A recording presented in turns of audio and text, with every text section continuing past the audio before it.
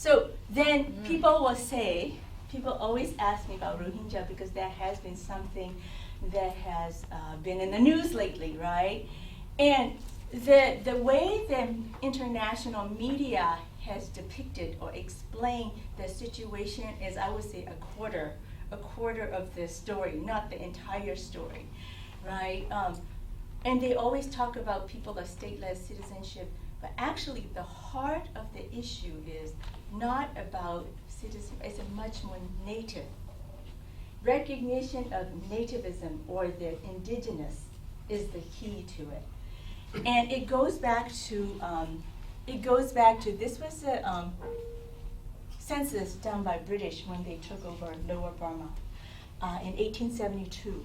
And this is the census record that I got from the British archives. And they counted many Muslims. And here different type of Muslims are counted, and none of them are named Rohingya. So the issue with the Rohingya, so therefore Rohingya came into Myanmar after that date. And that ties with what the Burmese and the Rakhine people has been saying. They're the latecomer. They're not native, but they want native status. And same like in the United States, right? Once you are considered indigenous or native, you get land. So that's one part. It's this problem, the conflict that is occurring in Myanmar is a multi-layered cake. It has many pieces to it. So one piece is that has to do with native status. And then because of the Rohingya claim that they are native, they fought at the time of Bangladesh and Pakistan become the Islamic State. The Rohingya wanted their own Islamic State inside Myanmar. So they developed Mujahideen and then conducted jihad against the local Rakhine people for about 10 years. So the Rakhine didn't forgive them for that. So now, in 2016, 2012 and up, people started coming to the defense of the Rohingyas, right? But then the Rakhine going, what about us that suffer back in, right? Nobody came to our aid then when we were being, so that's one more layer of that. And then another layer is a little bit geopolitics related to Rakhine, where this outbreak is the start of the Chinese gas pipeline. And during the construction of this pipeline, it disturbed, it was always at that tension, right? Tension. And then when the lands got taken away and all kinds of things happened in the construction of the pipeline, it disturbed, and that's where the outbreak occurred. So that's another layer. Yeah. So there's various layers to this, and it's only a little bit, and then of course the people are, the two groups that are fighting are different in religious, they belong to two different religions, but the fight is not, or the conflict is not about religion. It just happened, people had different religions. Nobody is saying that Buddhism is better or Muslim is better, but it's just the way the international media has depicted it as a religious conflict, right? Is much more of a historical and identity base. And another layer that is fueling this also has to do with climate change. Because of the climate change, on the Bangladesh side, is sinking. Bangladesh has 167 million people that living in a small area, right? And so every year when the water rises, the hurricane and monsoon season, well, now they don't get their land back anymore. So where do these people have, they have no place to go. So some people are ending up in India side, and some people ended up on the Myanmar side. They don't have anywhere to go, right? So because scientists are predicting, they're saying that in the next 10 years, 17 million people from Bangladesh will be losing land. They have nowhere to go. So, but it's not 10 years down the road. It's happening every year, right? In total, over 10 years period. So these are fueling into that. But it's just that the Bengalis from Bangladesh side are very much similar to those that are on this side. right? So I explain in the best way to explain it is like Mexican undocumented immigrants, right? You have Mexican that has lived there before it's become a part of the United States, and then you have the newcomer that are coming in, but sometimes you can't tell the difference, right? So then when the international community said they're all Rohingyas, then the Myanmar Burmese government responded, oh, then they're all Bengali, right? But there's some parts of these people were there after 1872, living there since 1872, right? But then some part of them are newly arrived because they had to flee. They're climate refugees, right? They're all mixed together. And that nuance is not understood by the international media refuses, or I don't know, but, and then another piece is also poverty. Rakhine State is one of the most the poorest state in the Union, right? So when the international media talks about, oh, look at the condition of the Rohingyas and stuff, but they don't turn around and show the Rakhine living in the same condition. You know, so then again, that fueled this resentment from the Rakhine. So this resentment has created in such a way that we can't even get to the issue. It's now caught up in this name, right? The Rakhine do not want to recognize their name Rohingyas, and the Rohingyas they do not want to be called Bengalis, right? That's what's happening. And we're stuck in that level that we can't get down to the real issues. And that's what, you know, I know Dawn San Suu Kyi has been criticized a lot for not coming to the aid of Rohingya. What she's trying to solve the problem. She's not trying to sensationalize it. So she can't take sides. She's trying to stay as neutral as possible so that she can get to the heart of the issue. As soon as she takes side to her, she can't solve it. She can't solve it anymore because people are so emotionally charged at this moment to even solve the problem that they caught up in this name calling rather than getting down to the real issue. Yeah, I'm not saying. Where did Rohingya, that name, come from? What does that mean? Does it have a meaning? Rohingya, yeah, I think the way I understood it from some of the scholars is mean Rakhine in Arabic. Rakhine Da in Arabic, Rohung. So in the way it's evolved over time is Rohung.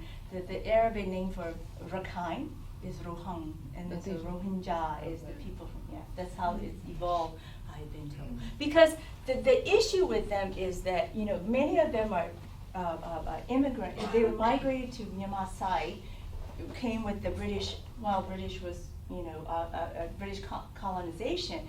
But then they live there, they mix with the locals, some of them, right? And they become their own brand of people. They're not quite Bengali nor the Rakhine, right? They're like a mixed breed.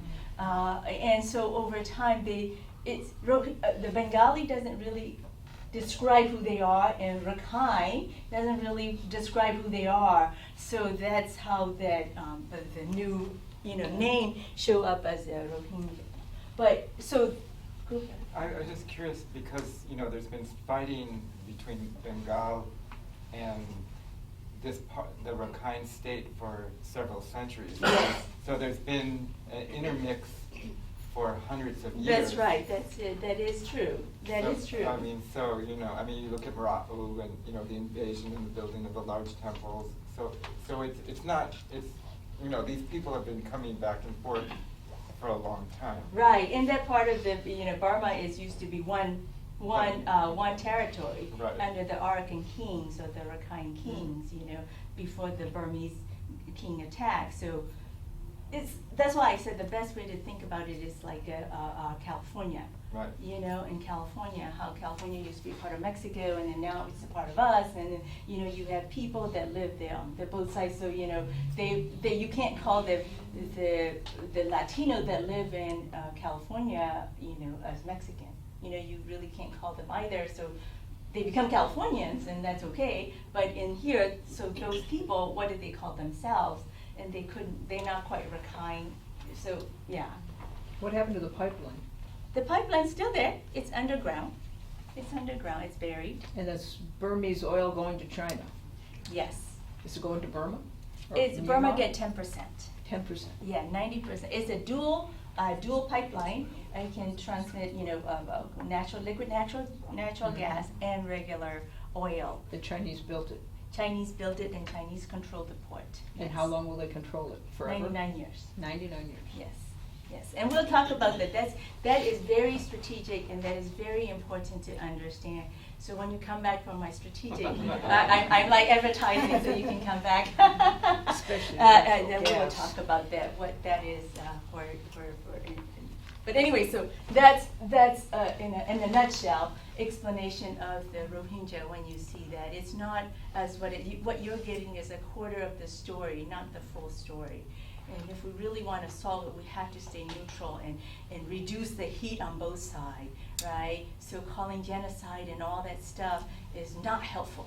It's not helpful for us to sit them down to start, because we can't, because there are about 2 million people that are, considered Rohingya in there, and we can't just send them back. I don't care how many deportation forces that we have. And Myanmar can't, they just don't have the capability to do that, So it's similar to that there's 12 million undocumented immigrants in the United States, similar to that, very much in that passion. So they have to sit down and figure out a way to accommodate all of it without sending the Rakhine into the orbit. Are they contributing to the economy? Pardon me? Are they contributing to the economy?